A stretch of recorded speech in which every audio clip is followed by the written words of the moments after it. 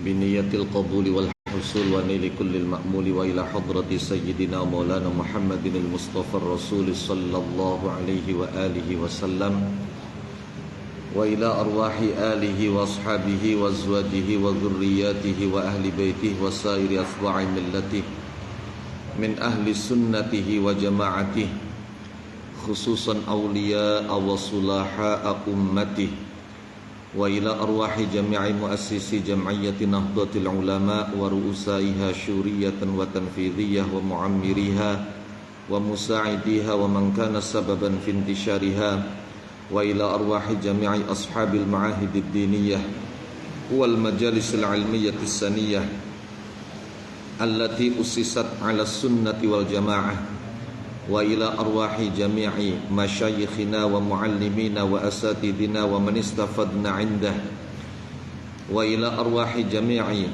muallifi wa musannifil kutubi syar'iyyah wa alatiha khususan muallifi wa musannifil kutubi allati ta'allamna wa 'allamnaha wa nakhussu khassah ila ruhi muallifi matnil hikam sayyidil imam Ahmad bin Athaillah as-Sakandari wa syurrahihi khususan Sayyidi Syekh Abdullah ibn Hijazi asy-Syarqawi rahimahumullahu ta'ala wa nafa'ana bihim wa bi'ulumihim wa bi'ulumi masyayikhina wa ulumi sairi ibadihi salihin fid darain amin. Al-Fatihah. Bismillahirrahmanirrahim. Alhamdulillahi rabbil alamin. Ar-Rahmanir Rahim. Maliki yaumiddin. Iyyaka na'budu wa iyyaka nasta'in. Ihdinas siratal mustaqim. Siratal ladzina an'amta 'alaihim ghairil maghdubi 'alaihim waladdallin. Bismillahirrahmanirrahim. Alhamdulillahi rabbil alamin. Iyyahu na'budu wa iyyahu nasta'in. Allahumma shalli 'ala sayyidina Muhammadin salatan taj'aluna biha wa dhurriyyatana abna'ana wa banatina wa talamidana wa tilmidatina min ahlil ilmi wal qur'ani batina wa zahira wa tahsyuruna wa iyyahum biha ma'ibadikas salihin ad-dunya wa ukhra wa ala alihi wa sahbihi wa sallim tasliman katsira. Subhanaka la ilma lana illa ma 'allamtana innaka antal alimul hakim.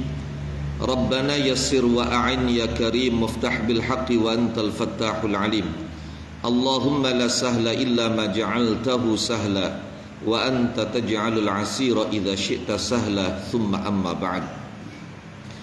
Faqad qala muallif fa syarihu hadzal kitab rahimahumallahu ta'ala rahmatan wasi'ah wa radiya anhuma wa 'anna wa amaddana bi asrarihima wa afadha 'alaina min barakatihima wa nafa'na bihima wa bi'ulumihima wa bi'ulumi masyayikhina wa 'ulumi sa'iri ibadihi salihin fid darain amin ya rabbal alamin.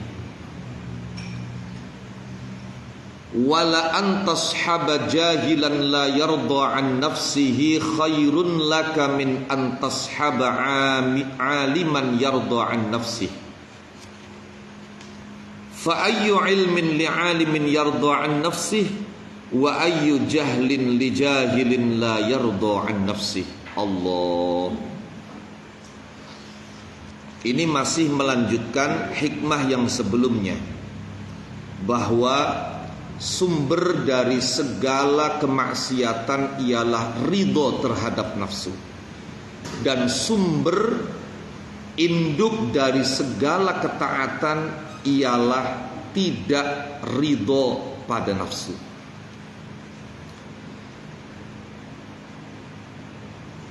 Kemudian beliau mempertegas hikmah itu dengan mengatakan wala antashaba jahilan la yarda an nafsi khairun laka min antashaba aliman yarda an nafsi. Wala antashabalan demi yakti utawi nyento suhbah sapa sira, baturan sapa sira. Kalimat suhbah dalam literatur tasawuf iku maknane loro. ana suhbatul ukhuwah, ana suhbatus syaikhukhah. Ada pertemanan biasa, ada pertemanan dengan guru. Ini dalam rangka tafaul terhadap baginda Rasul Muhammad sallallahu alaihi wasallam, di mana murid-murid beliau yang menemani beliau itu tidak disebut sebagai talib, tidak disebut sebagai tilmid, tidak disebut sebagai murid, tapi disebut sebagai sahabat, ashab. Demikian pula murid-murid daripada para imam-imam terdahulu, termasuk murid-murid dari pendiri mazhab. Mereka tidak disebut sebagai murid Imam Syafi'i, tapi ashabus Syafi'i. Kula gadah guru,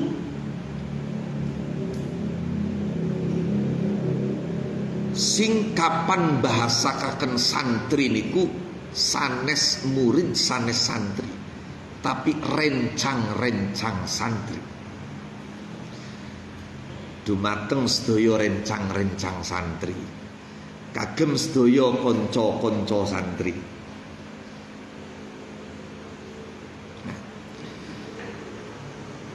Wala antas habalan demi yakti utawi nyento baturan sapa sira, baik pertemanan biasa, bahkan pertemanan sebagai murid dan guru. Ay wallahi tegese demi Allah, la antas haba demi yakti utawi nyento mbaturi sapa sira ayyuhal muridu, he murid wong kang ngarepaken Allah, mbaturi jahilan ing wong bodoh. Bodoh bil ulumi kelawan piro-piro ilmu az-zahiriyati kang bangsa zahir. Tapi walaupun dari satu sisi dia bodoh tentang ilmu-ilmu zahir, apalagi ilmu-ilmu keduniaan, bangsane nahwu, sorof, mantek, balaghoh, usul fiqih, arud, qawafi, goblok beli ngerti. Tapi dia punya kepribadian, la yardo kang ora ridho sapa jahil an nafsihi saking nafsune jahil. Jadi dari satu sisi dia itu bodoh tentang keilmuan zahir, tapi dia tidak pernah tunduk, tidak pernah ridho pada nafsunya. Apa yang menjadi kemauan nafsu, apa yang menjadi dorongan nafsu, selalu dia lawan. Utawi kiku beli ngerti, mubtada khobar beli ngerti, ora bisa bedakaken alif lempeng karo alif bengkok. Tapi dia tidak pernah ridho dengan nafsunya. Bi ayas khoto kelawan nyenta bendu sopo jahil alaiha ingatasi nafsi, wa ya'taqi dalan nekadaken sopo jahil naqsoha ing kurangi nafsi. Selalu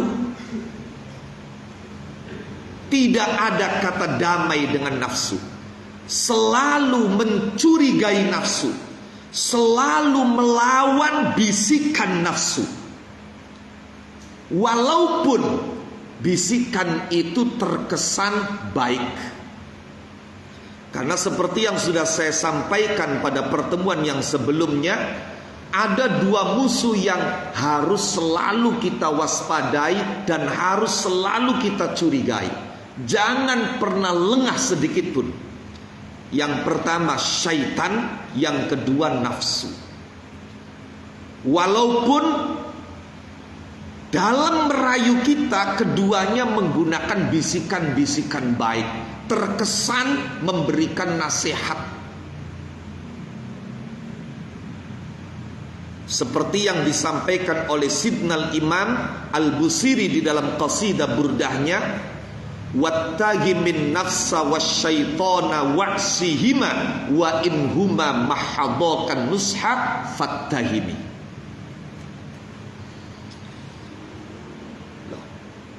Kata Sidnal Imam Ahmad bin Athaillah, demi Allah, pertemananmu dengan orang yang bodoh mengenai keilmuan zahir, tapi dia tidak pernah ridho dengan nafsunya, dia selalu mencurigai nafsunya, dia selalu melawan kehendak nafsunya, iku khairun, lebih bagus. Laka kedua sirah min antas haba, ketimbang saking nyento baturan sopo sirah aliman ing wong alim, wong pinter, kiai, ustaz, ajengan, hadratus syekh, tuan guru.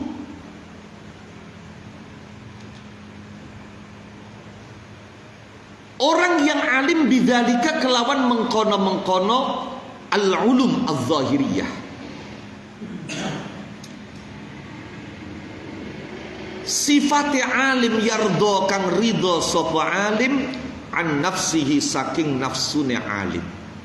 Demi Allah, jalinan pertemananmu dengan orang yang bodoh tentang ilmu-ilmu zahir, tapi dia tidak pernah ridho dengan nafsunya, lebih baik daripada menjalin pertemanan dengan orang yang alim ilmu-ilmu zahir, tapi dia selalu memperturutkan hawa nafsu.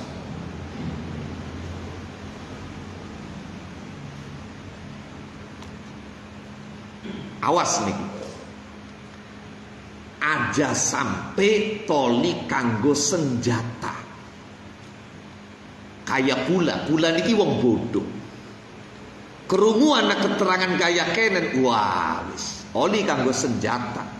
Pokok janjiana wong pinter, janjiana ustad kiai ngelakoni salah, wis dihantam karo kiai. Sebagaimana ketika kita mendengar hadis atau ayat Al-Quran yang mengancam orang-orang berilmu yang tidak mengamalkan ilmunya, itu tidak sedikit yang kemudian dijadikan sebagai amunisi, senjata oleh orang-orang bodoh untuk melawan. Wah, Pader Jarkoni bisa ngajar, ora bisa ngelakoni. Masih mending kita bodoh karuan daripada pinter kan, tapi kaya kanan.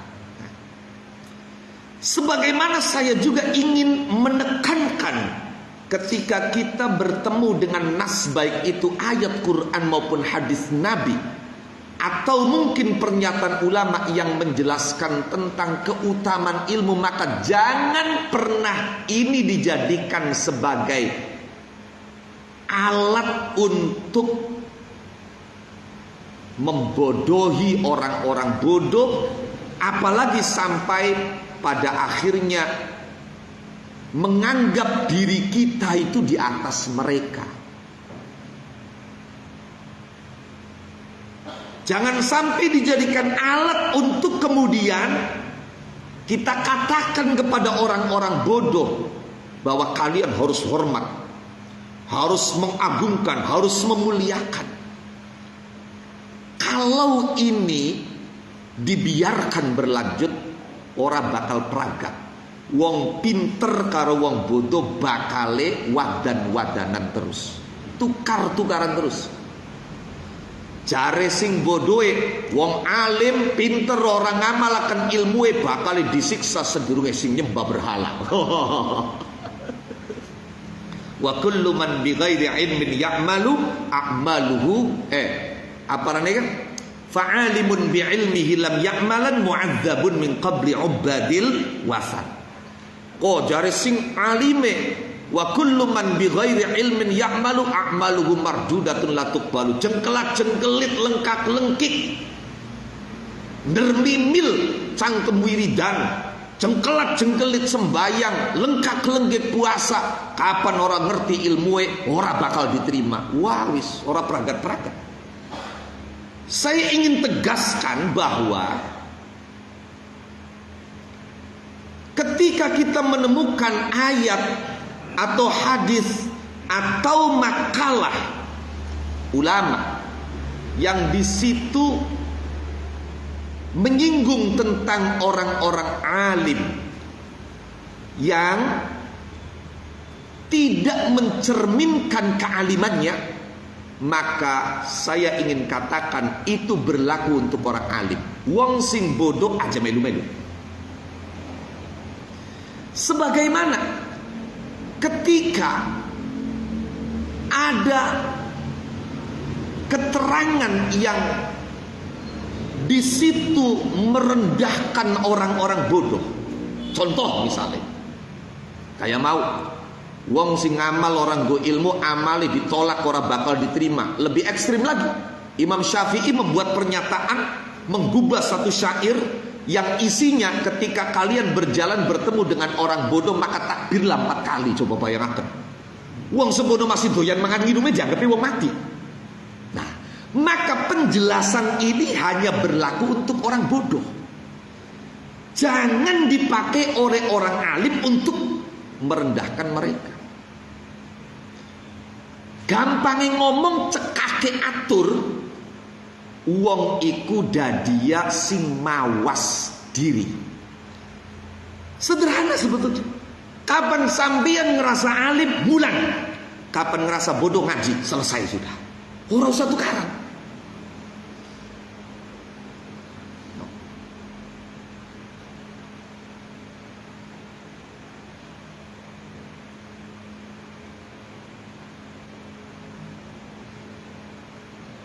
Sing bodoh belajar. Perintai Kanjeng Nabi, perintai Gusti Allah. Sing pinter amalaken ilmu lan ajaraken. Selesai sudah. Jadi tahu posisi diri dan tugas kita itu apa. Maka dalam Al-Quran dikatakan faman absara falinafsi. Aja kanggo wadan-wadanan. Kenapa? Karena bagaimanapun kang arani ilmu iku kabeh wong ngarani mulia. Kula nulis kitab bahasa Arab arani Ithafu Dzawil Himmatil Aliyah. Ini salah satu dari beberapa tulisan saya.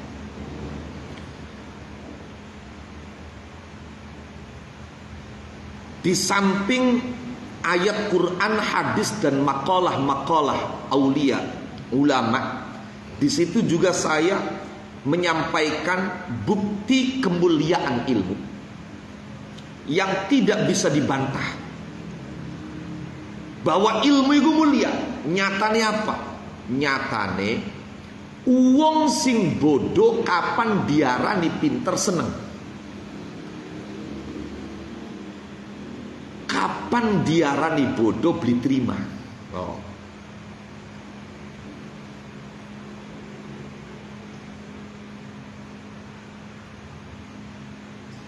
Saking apa itu? Saking mulia ilmu. Uang ndakane ora duwe ilmu, bodoh ki bodoh, bocah cilik kadurung ngerti apa-apa nembe bisa ngomong gak nembe pirang kata. Kapan diare, Masya Allah anaknya sahabat ini pinter temen, seneng. Tapi uang walaupun kenyataannya bodoh, diare goblok diterima. Hadza huwa syaraful ilm. Tapi ulama-ulama sufi mengingatkan bahwa ilmu itu wasilah walaysa ghayah. Ilmu itu wasilah, bukan tujuan. Ilmu itu alat, bukan tujuan. Maka apa artinya kalau kita berhenti sampai di alat? Sampai kapanpun kita tidak akan sampai di tujuan. Itulah kenapa Nabi mengatakan bahwa ilmu dan amal ini dua hal yang tidak bisa dipisahkan. Ibarat jamaah, ilmu itu imam, amal itu makmumnya. Maka endi anak ilmu, amal kudu ngintil.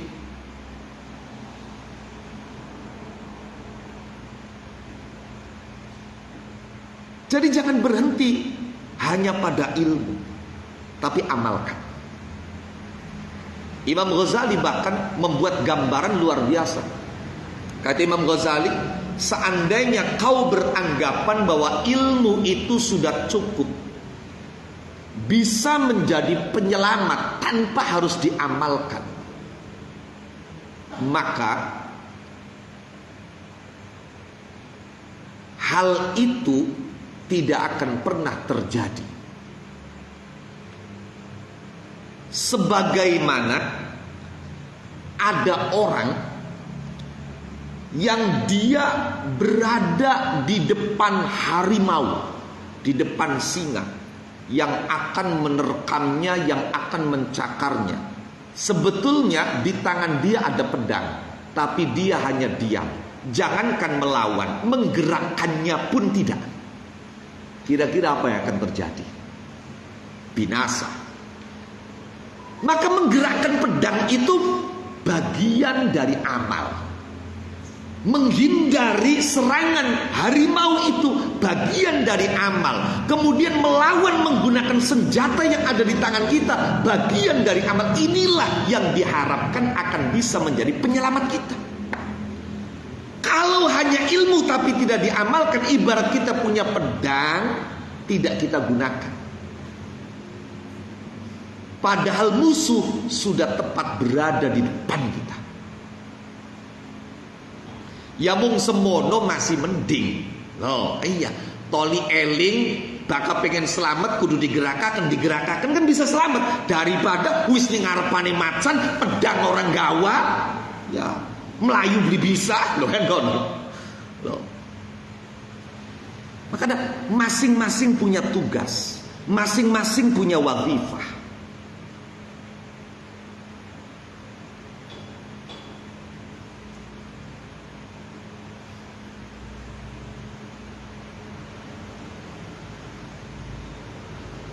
Sementara ilmu itu alat, wasilah, bukan ghayah. Maka ketika ilmu itu berada dalam diri orang yang memiliki karakter yang buruk, jiwa yang busuk, maka yang terjadi bukan kebaikan. Golok kapan ning tangane tukang manfaat, kapan ning tangane begal.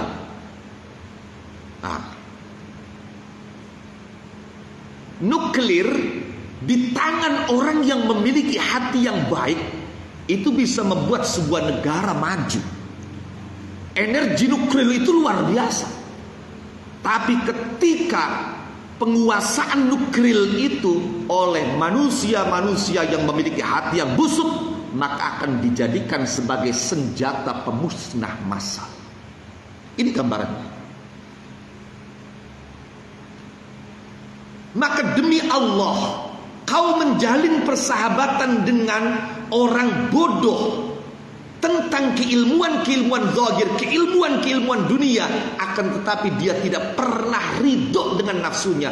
Jauh lebih baik daripada kamu menjalin pertemanan dengan orang alim yang selalu menuruti nafsu. Coba, gara-gara kepengen dadi negara sing berkuasa, gara-gara kepengen dadi negara sing paling sugih,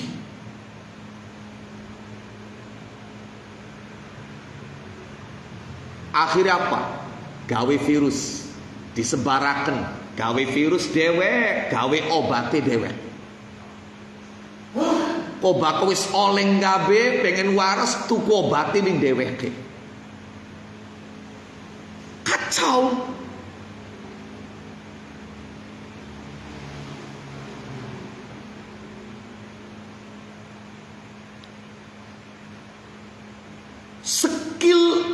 bisnis, kemampuan bisnis ketika dimiliki oleh orang yang hatinya lembut, jiwanya baik, maka apa yang ada di otak dia?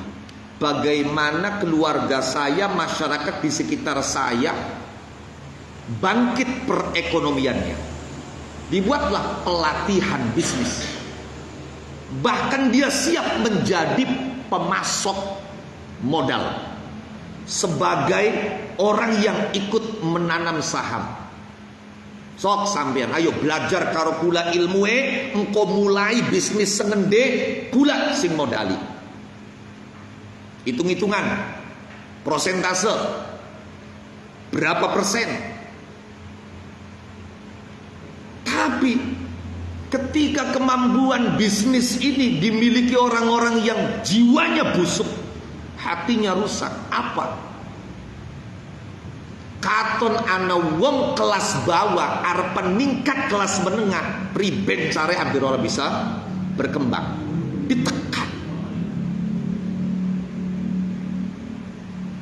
Dan ini bukan cuma sekarang, sejak dari dulu Al-Quran sudah membahas, Al-Quran sudah membicarakan. Dan Allah tidak menginginkan kalau kemudian perputaran harta itu hanya ada di tangan orang-orang kaya. Kaila yakuna dulatan bainal aghniya'i minkum.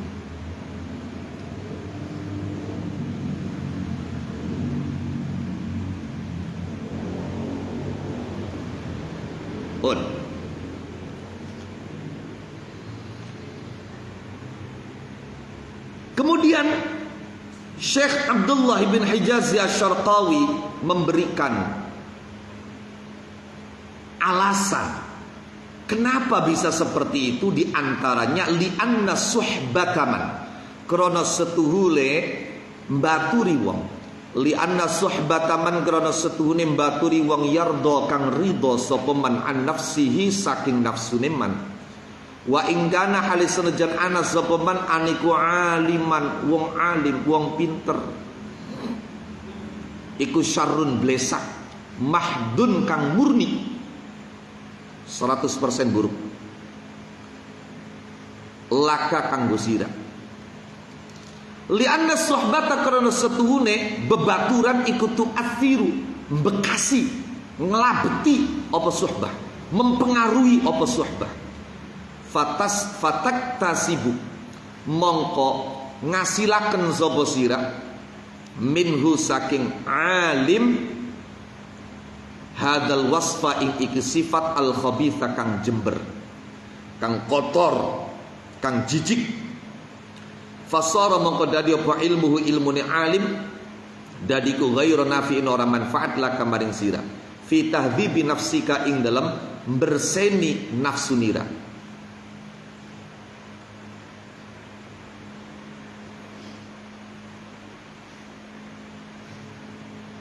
Wajah lagulan bodone alim alladzi aujaba kang netepaken apa jahl ridha ahu ing ridhone alim, ridha an nafsihi saking nafsune alim iku darun bahayani laka maring sira ghayatal idrari kelawan katoge bahayani. Wa ka'annahu lan kaya setune alim iku infata lamun pothu ing alim apa al ilmu ngerti bi'uyubi nafsihi kelawan pira-pira cacate awak dheweke alim hatta yardo sehingga ridho sapa alim anha saking nafsi iku la ilma orang ana ilmu iku maujud indahu ing dalam sandinge alim. Falida mongko krana are iki la ilma indah qala ngandika sapa Imam Ibn Athaillah fa ayyu ilmin li alimin yardo an nafsi wa ayyu jahlin li jahilin la yardo an nafsi. Allah.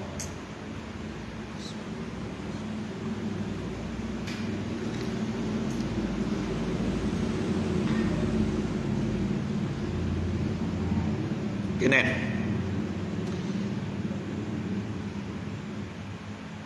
kenapa baturan karo wong bodoh tapi ora ridho karo nafsuwe luwih bagus daripada baturan karo wong alim kang selalu ridho lan nuruti nafsu. Karena yang namanya pertemanan, persahabatan, suhbah, itu mempengaruhi, membekas. Bahasa wong duku puntange nular, bro. Nular. Ki persoalan.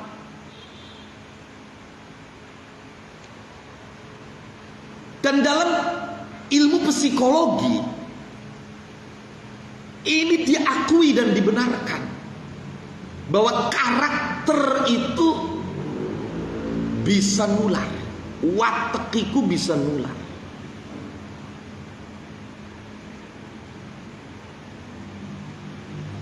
Makanya Ibnu Khaldun dalam muqaddimahnya, bapak sosiolog ya, Ibnu Khaldun itu alim ijtimai bal abuh, itu beliau mengatakan bahwa orang ketika berinteraksi itu yang terjadi adalah satu di antara dua, yu'athir au yata'athar. Dia yang mempengaruhi atau dia yang terpengaruh. Lah masalahnya kapan barang bagus iku nempeli rada angel rada suwe. Tapi bakal barang blesak sekali krungu sekali dengeleng iku toli langsung keket. Inna tiba'a yasriqut tiba'a fa kullu man sahab khabithan doa. Bahkan Rasulullah Muhammad sallallahu alaihi wasallam itu memberikan arahan kepada kita ketika kita ingin mengetahui keberagamaan seseorang, lihat siapa temannya. Falyanzur ila man yukhalil, lihat siapa temannya. Kapan ada wong akhlak blesak delengen bature. Oh, bature makanan ya wajar, bature makan.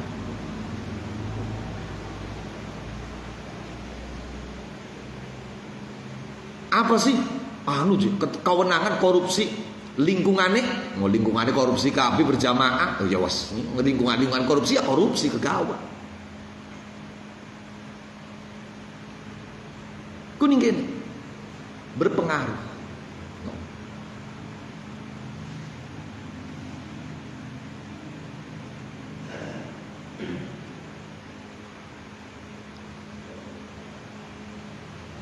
Mana sampean bisa titeni.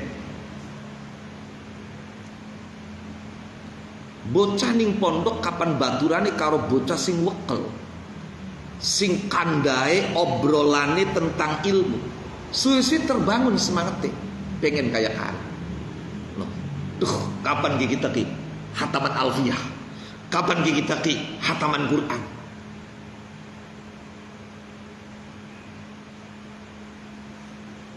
Ada pengaruhnya.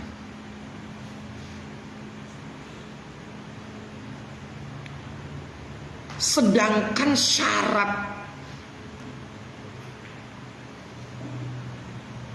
di antara syarat masuk surga itu kemampuan mengendalikan nafsu. Wa amma man khafa maqama rabbih wa nahan nafsa 'anil hawa fa innal jannata hiyal ma'wa. Sementara ini kita masih netral, maka jangan pernah berteman dengan orang yang ridho dengan nafsunya, karena kamu akan bisa tertular menjadi pribadi yang juga ridho dengan nafsu.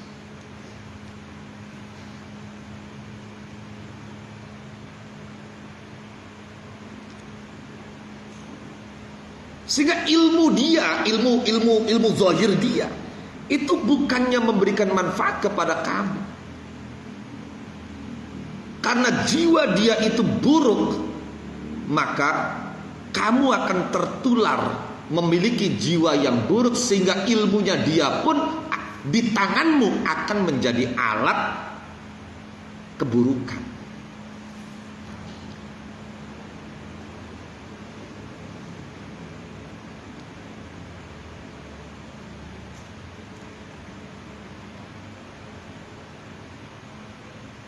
ketidaktahuan dia dengan aib nafsunya, kekurangan nafsunya, bahaya nafsunya, ini bahkan menjadikan ilmu-ilmu zahir yang dia kuasai itu tidak dianggap sama sekali, seakan-akan tidak ada. Maka dalam Nazam Jauhar Maknun, Sidnal Imam Abdurrahman Al-Akhdari itu mengatakan, warubbama ujriya mujral jahili mukhatabun in kana ghaira amil. Wonten teng Nazam Jauhar Maknun.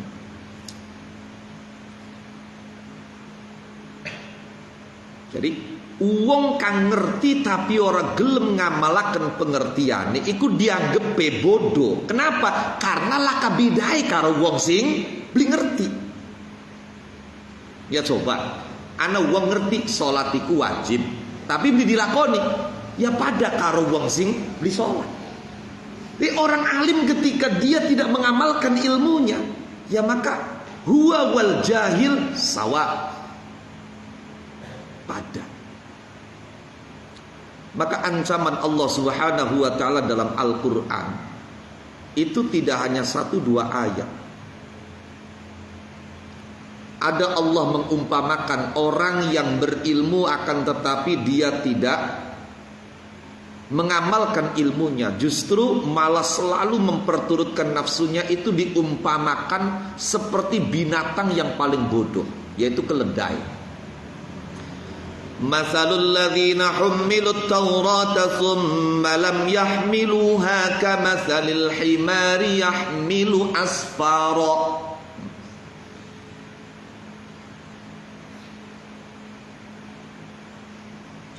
Kayak keledai sing narik gerobak kang isinya kitab kabeh. Apa manfaatnya bagi keledai itu? Bahkan dalam ayat lain Allah menyatakan kabura maqtan 'indallahi an taqulu ma la taf'alun. Besar murka Allah ketika kalian mengatakan apa yang tidak kalian perbuat.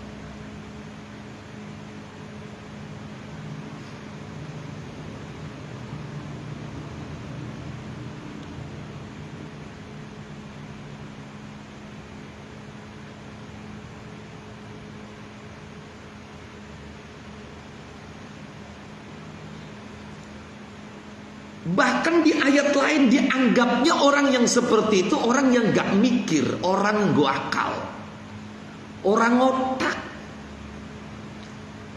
Atamuruna nasa bil birri wa tansawna anfusakum wa antum tatslunal kitab afala taqilun. Masya Allah, ngotak beli sirah, masya Allah, beli nak teman.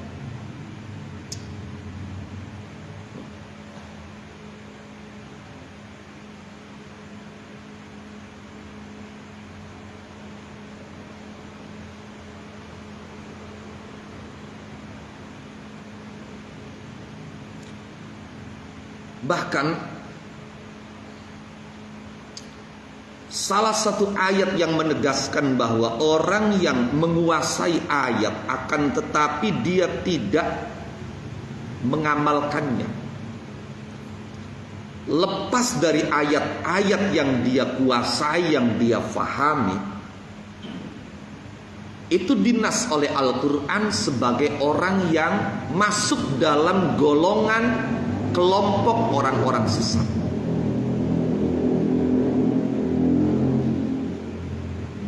Ada disebutkan dalam surat Al-A'raf, watslu alaihim naba alladzi atainahu ayatina fansalakha minha fa'atsba'ahu syaitanu fakana minal ghawin.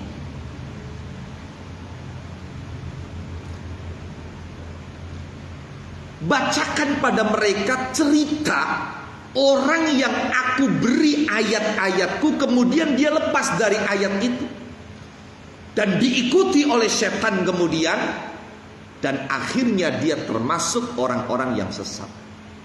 Ayat ini menyatakan bahwa orang yang menguasai ayat tapi dia tidak mencerminkan perilakunya ayat yang dia kuasai, dia tergolong al-ghawin, orang yang sesat. Terlepas dari perbedaan pandangan ulama mengenai ayat ini turun berkisah tentang siapa. Sebab kenen, menurut keterangan Syekh Muhammad Mutawalli Asy-Sya'rawi, pakar tafsir kontemporer dari Mesir, yang beliau kalau dilihat dari jenjang akademik bukan doktor, bukan profesor, bahkan S1-nya beliau itu bisa dikatakan nilainya itu pas-pasan. Tapi beliau kalau ngaji, mayoritas yang hadir di majelis beliau adalah dakatir wa ustadzah, doktor dan profesor. Ada satu ketika ulama besar Mesir ditanya, kenapa Syekh Muhammad Mutawalli Asy-Sya'rawi itu tidak punya gelar profesor atau paling tidak doktor? Jawaban Syekh ini, kau cari mana doktor dan profesor yang ilmunya melebihi Imam Sya'rawi sehingga bisa mewawancarai beliau, bisa ngetes beliau. Wong pengen dari doktor, arpoli gelar profesor kan dites dingin. Gula kana doktor profesor sing ilmu ngudahi Syekh Sya'rawi. Lawang doktor profesor yang ngaji Syekh Sya'rawi, maka beliau tidak perlu gelar doktor, tidak perlu gelar profesor, karena beliau gelarnya di atas doktor profesor. Mesti ngaji doktor profesor. Kecuali lamun anak profesor sing ilmu ngundaki Imam Sya'rawi, ya bolehlah Imam Sya'rawi dites, kalau lulus kasih gelar profesor. Endi bro?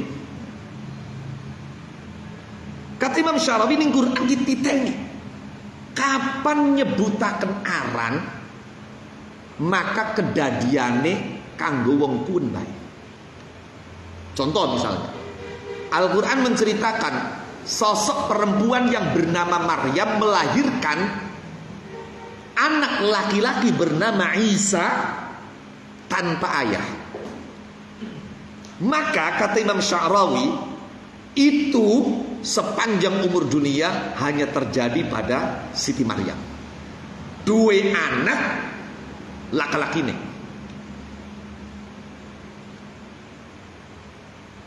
Tapi kapan ning Quran cerita sosoke ora disebut namanya. Misalnya kisah tentang Nabi Yusuf yang digoda oleh majikannya. Al-Quran tidak pernah menyebutkan nama Zalikho, atau yang umum di kita Zulaikho.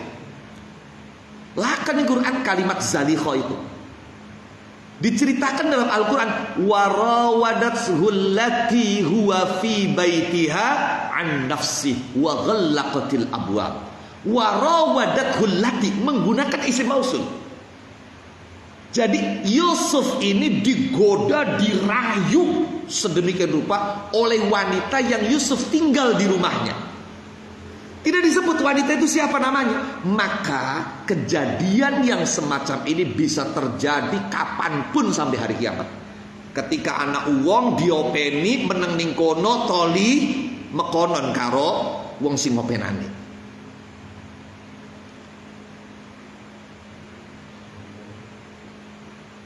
Tekan yang sabu-sabu sih kepriben. Yes.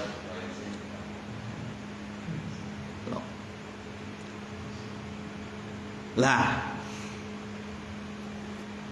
ayat watslu alaihim naba alladzi atainahu, ayat ini menggambarkan betapa ada sosok yang paling luar biasa, akan tetapi dia menuruti nafsu.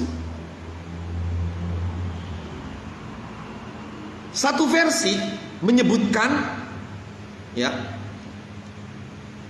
bahwa ayat ini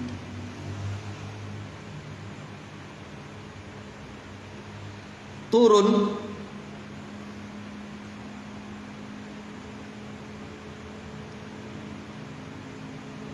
pada seorang laki-laki bernama Bal'am bin Ba'ura. Ini versi Ibnu Abbas. Versi Imam Mujahid, Bal'am bin Ba'ir. Dia adalah sosok yang alim, menguasai kitab Taurat, bahkan suhuf-suhuf, lan dudumung bisa sembar-sembur, tapi dongai mustajab. Ada yang mengatakan beliau itu dari Bani Israel, ada yang mengatakan beliau itu dari keturunan Kan'an, dari suku Kan'an, yaitu yang tinggal di kota yang Nabi Musa pernah diperintahkan oleh Allah untuk menyerang penduduk kota itu. Saat itu sebagian besar pengikutnya Nabi Musa tidak mau. Mereka mengatakan, qalu inna fiha qauman jabbarin wa inna lan nadkhulaha ma damu fiha fadhhab anta wa rabbika faqatila innaha huna qa'idun. Ada lagi versi Imam Muqatil mengatakan Bal'am ini dari kota Balqa. Dinamakan kota Balqa karena rajanya yang berkuasa saat itu namanya Balqa. Ini menarik kisahnya. Bal'am bin Ba'ura itu dudumung alim tapi dongai mustajab. Ini versi terbanyak. Versi terbanyak. Pokok sapa bae njaluk donga karo Bal'am seketika kontan diijabah. Jaluk sugi, orang ngenteni tahun arep, orang ngenteni wulan arep. Pokoknya langsung usaha apa balik sengkono, maju berkembang dari sugi. Pokoknya man baraka fihi Bal'am burika, wa man la'anahu Bal'am lu'ina. Wong kapan dibarokai ning Bal'am langsung uripe barokah. Kapan dilaknat ning Bal'am langsung hidupnya sial.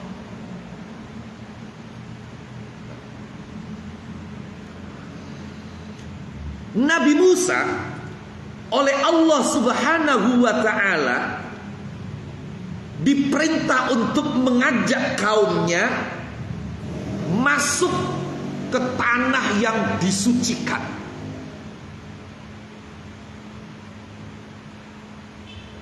Ya qaumi dkhulul ardal muqaddasata allati kataballahu lakum wa la tartaddu ala adbarikum fatanqalibu khasirin.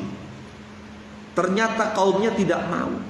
Mereka menjawab, qalu ya Musa inna fiha qauman jabbarin wa inna lan nadkhulaha hatta yakhruju minha fa in yakhruju minha fa inna dakhilun. Musa, di dalam kota itu ada orang-orang yang kasar, orang-orang yang diktator, orang-orang yang lalim. Kami tidak akan pernah mau masuk ke situ sampai mereka keluar. Kalau mereka keluar dari situ baru kami mau masuk.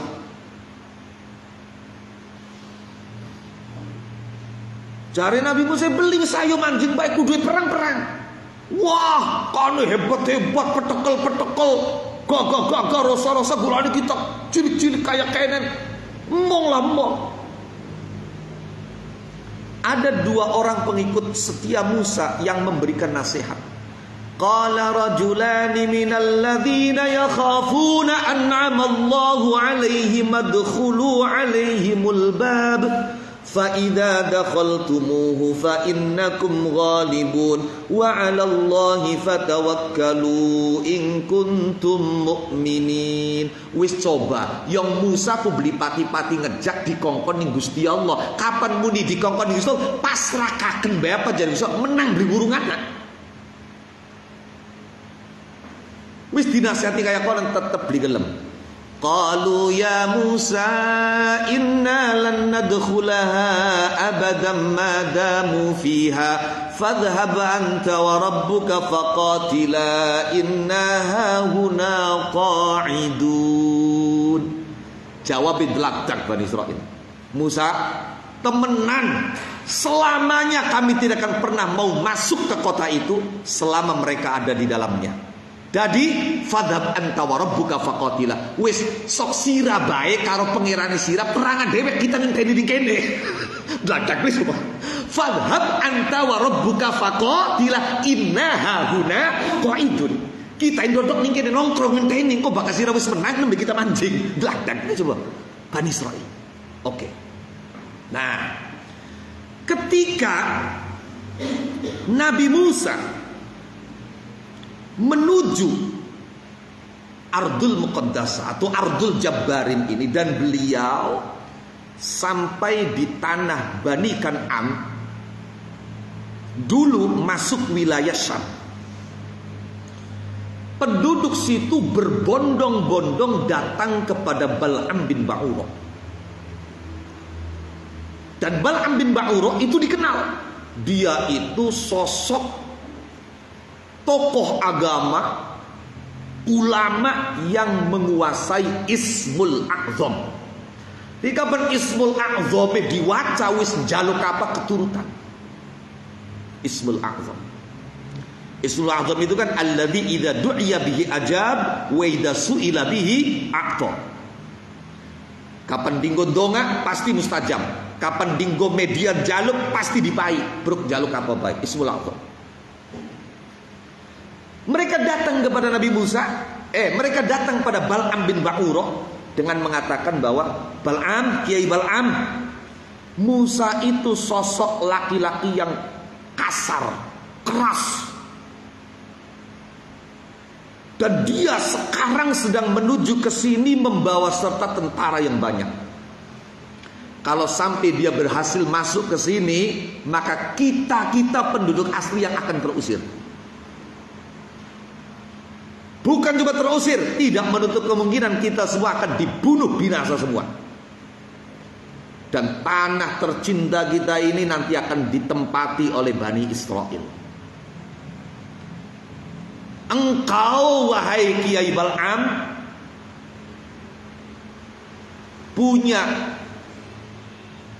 keistimewaan Ismul A'zam, sehingga engkau adalah sosok yang mujabud dakwah, terkabul doanya.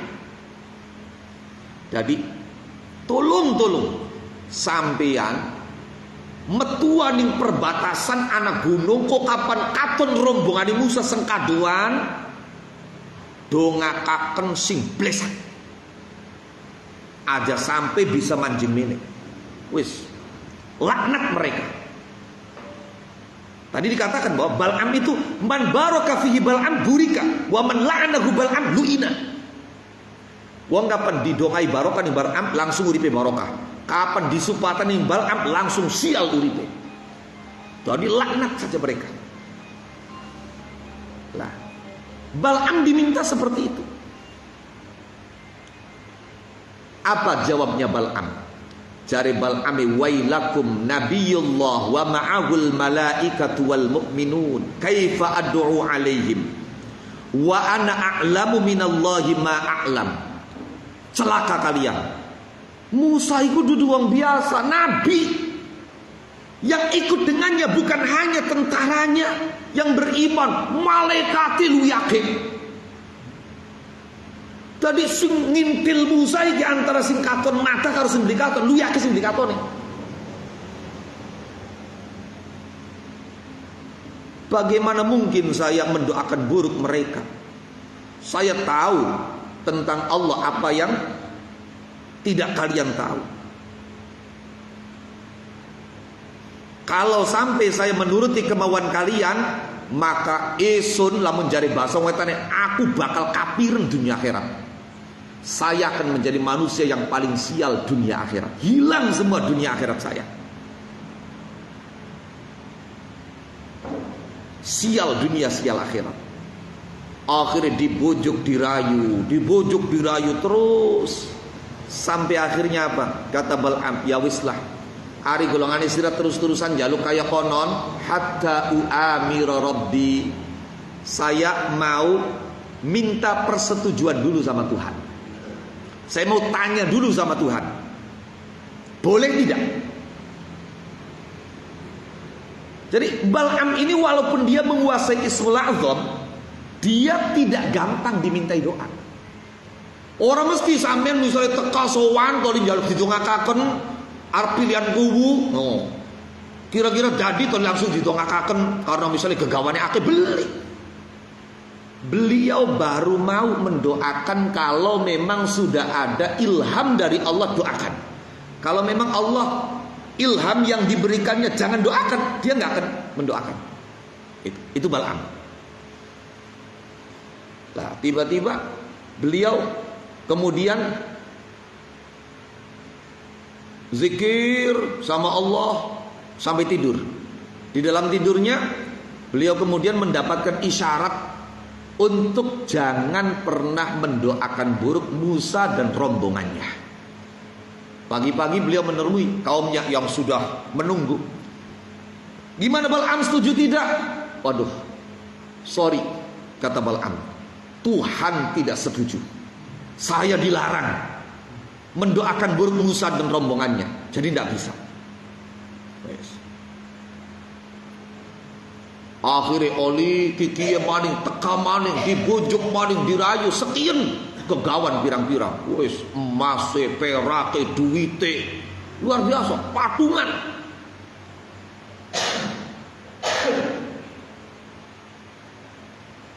Sing mungkin bisa jadi bawaan mereka, sogokan mereka untuk Bal'am itu 7 turunan gak akan habis.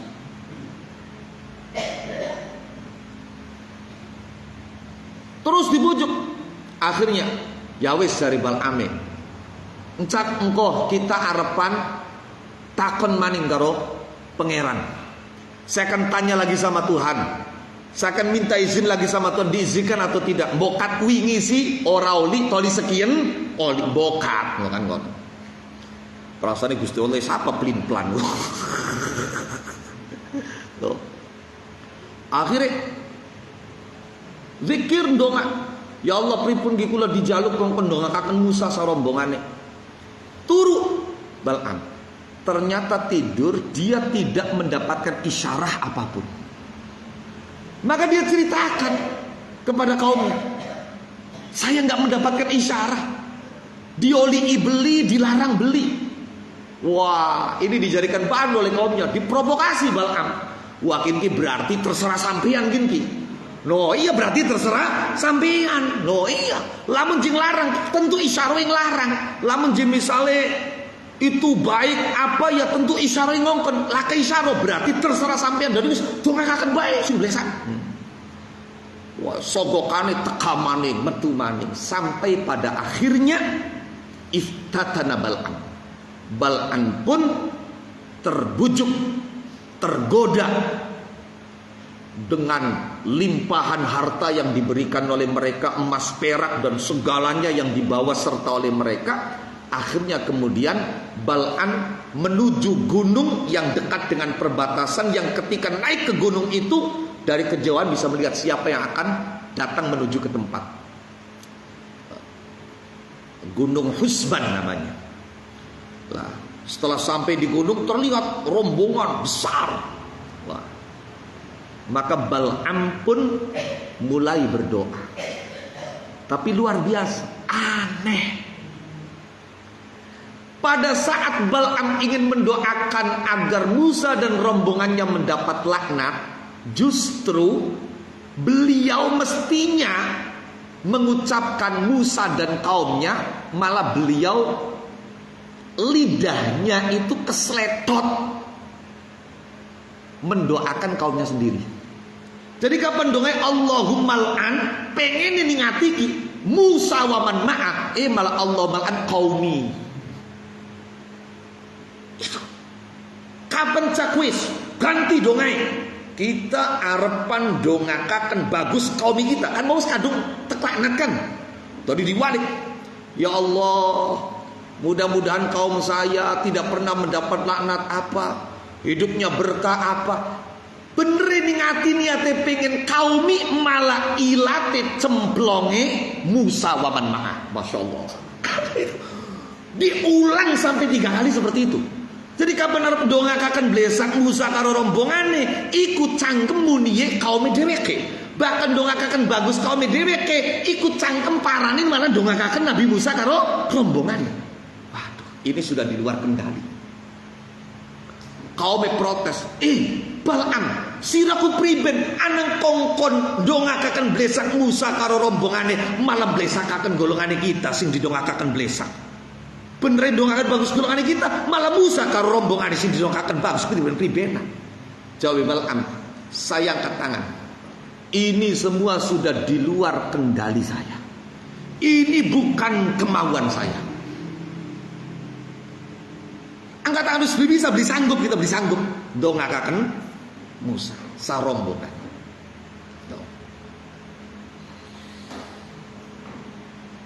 Akhirnya apa? Akhirnya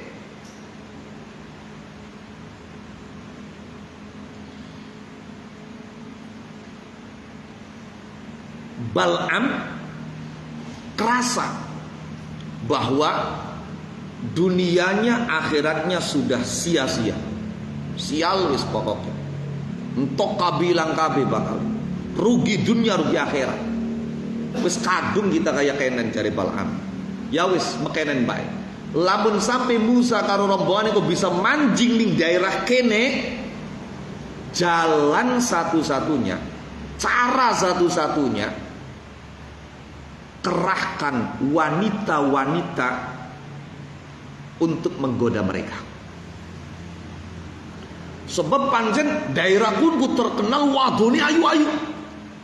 Wes pokoke kerahkan mereka kongkon parsing ayu nganggo pakaian sing seksi. Kemudian ya endenda liwat bae lah, liwat. Nah wong lanang ada wadon liwat tadi kepribet. No. Tidak harus mereka semua tergoda. Satu dari mereka tergoda saja hancur. Celaka cari Balaam. Wah, akhirnya dituruti. Mulai senganaki wong biasa sampai anaki raja ditokakan kabeh. Setelah Musa dan rombongannya masuk ke kota itu, kemudian ada salah satu pengikutnya Nabi Musa yang tergoda.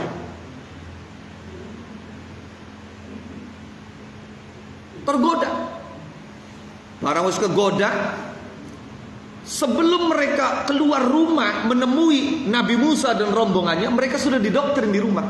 Pokoknya siraki misi ya kira-kira sampai bisa turun bareng, sampai bisa zina. Tadi digoda ya langsung dilembahin. Orang jual mahal. Wes. Akhirnya barang gelem ternyata tidak bertepuk sebelah tangan, wadon mau ki digawat madep ning Nabi Musa. Wong mau ngomong, wahai Musa, tentu kau akan mengatakan kepadaku kalau aku haram berhubungan dengan wanita ini. Jadi Nabi Musa, iya, nggak boleh. Tapi sorry Musa, untuk hal ini saya sudah tertutup oleh cinta. Lebakian kita beli nurut kalau sampeyan. Digawa manjing ning kemah. Terjadi perzinahan. Saat itu pengikut Nabi Musa yang paling loyal namanya Fanhas. Pas lagi lunga, lagi lakembo mendek.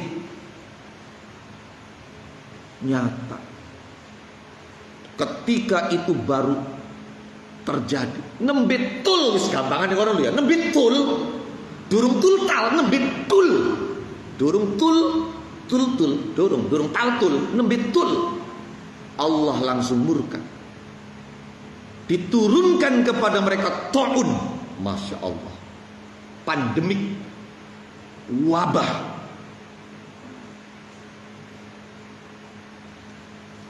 Fanhas bertemu dengan salah satu Bani Israel, diceritakan kalau ada yang sedang berzina di dalam kemah. Marah dia, ambil tombak, yang tombaknya itu nggak ada kayu, besi semua.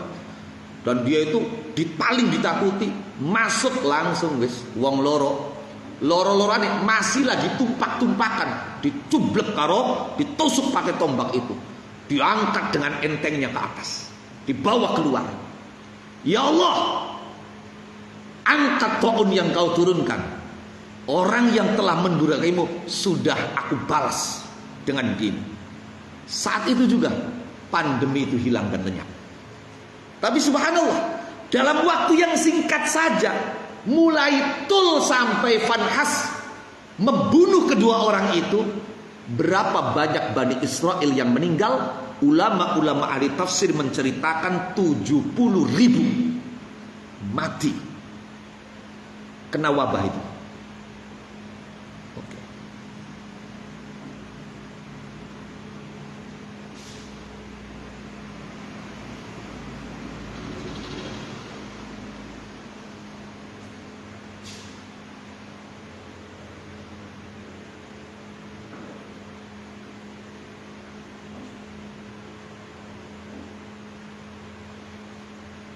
Ada lagi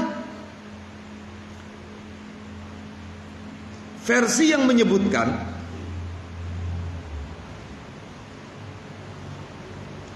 bahwa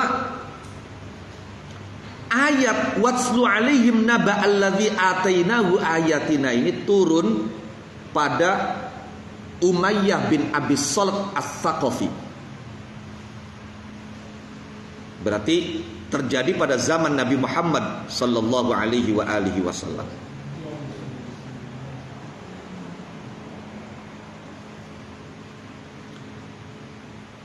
Nah, ada lagi versi yang lain. Ini versi yang jarang diceritakan. Ayat tersebut turun pada seorang laki-laki dari Bani Israel bernama Al-Basus. Dia oleh Allah diberi 3 doa yang mustajab.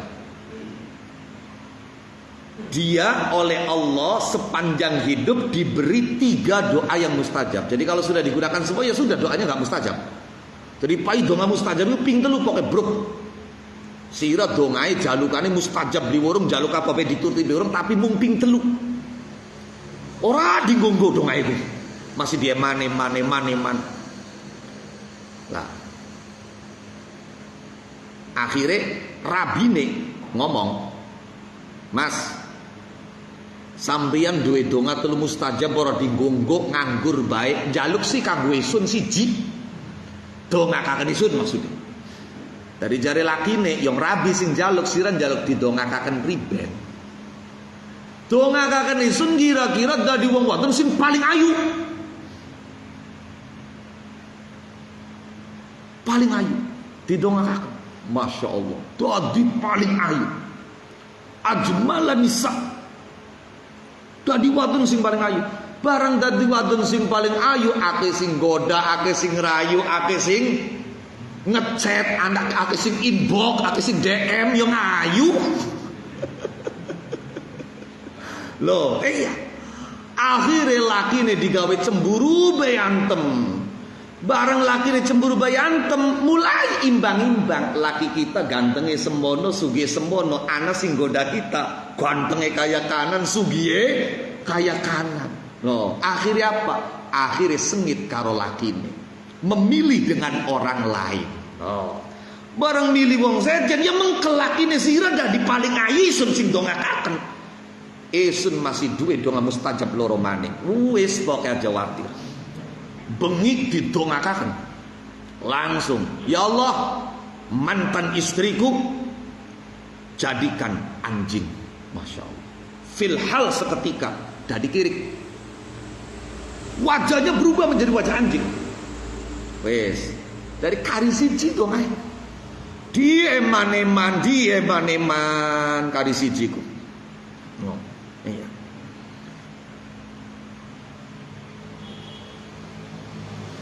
Akhirnya ora sampai suwe anake sing rayu. Pak priben kan ka ibu kita Pak, ya rabine sampean Pak, sampean donga mustajabe masih siji maning. Dadi dongakaken patulung kira-kira ibu balik maning dadi menusa. Sebab isun ki kapan mlaku mendhe bae, iku diaru-arine wong. Ika mboknya dari kirik, ikan mboknya dari kirik. Yu'ayyiruna, saya selalu dipermalukan dan saya malu.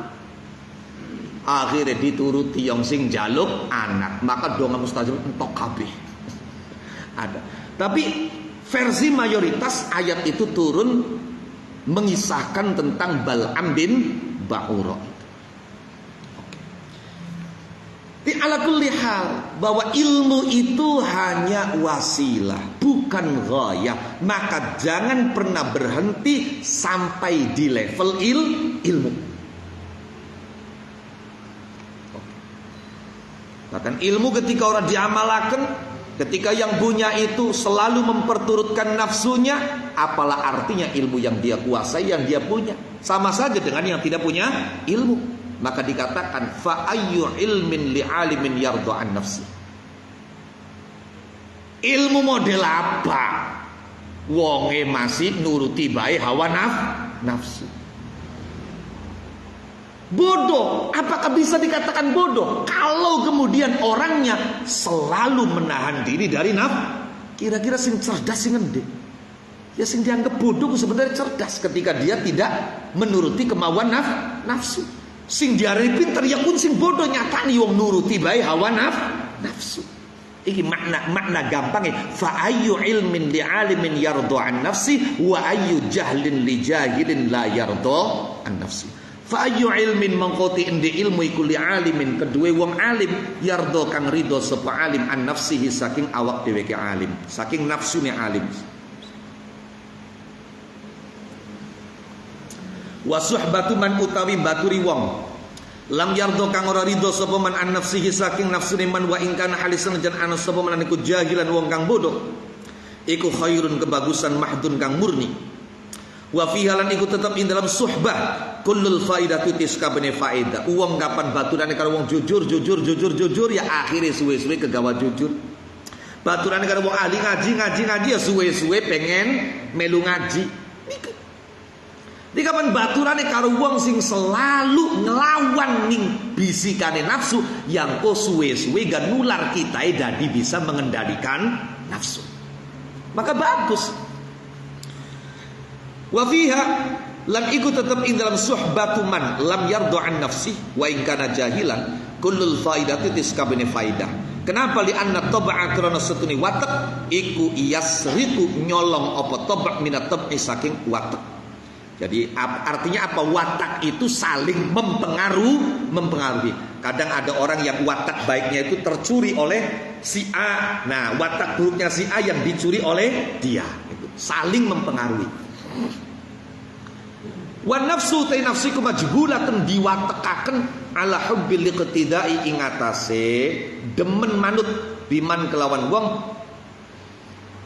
tustahsanu tastasinu kang milang-milang bagus sapa sirah halahu ing keadaan iman fasara mongko dadi apa jahlu bodone man dadiku ghairu dharrin orang bahayani laka maring sirah wa ilmuhu lan ngertine man pengertiane man ilmune man alladzi aujaba kang netepaken apa ilmu ada maridhoihi ing oranane ridhone man an nafsi saking nafsune man dadi ku nafi'an manfaati laka maring sira ghayatan naf'i kelawan katoge manfaat. Jadi bodohnya itu tidak mempengaruhi, bodohnya dia tentang ilmu zahir itu tidak ada pengaruhnya untuk kamu, tapi ketidakrelaan dia terhadap nafsu itu akan memberikan manfaat yang sangat signifikan pada dirimu. Wa ka'annahu lan kaya setuhune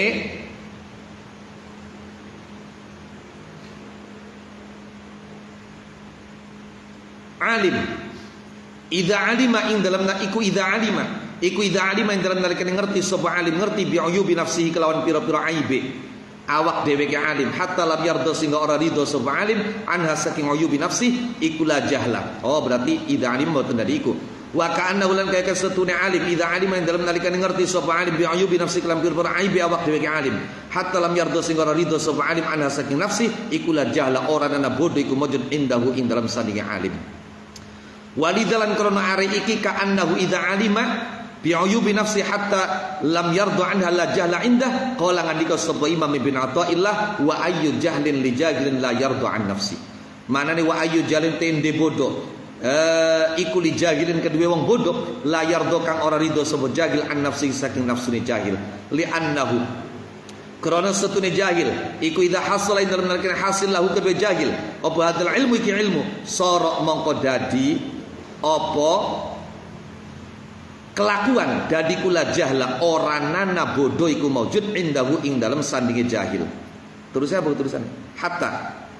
Hatta yatadarrara sehingga nompo bahaya bihi kelawan jahil sapa mukhalituhu wong kang nyampuri jahil.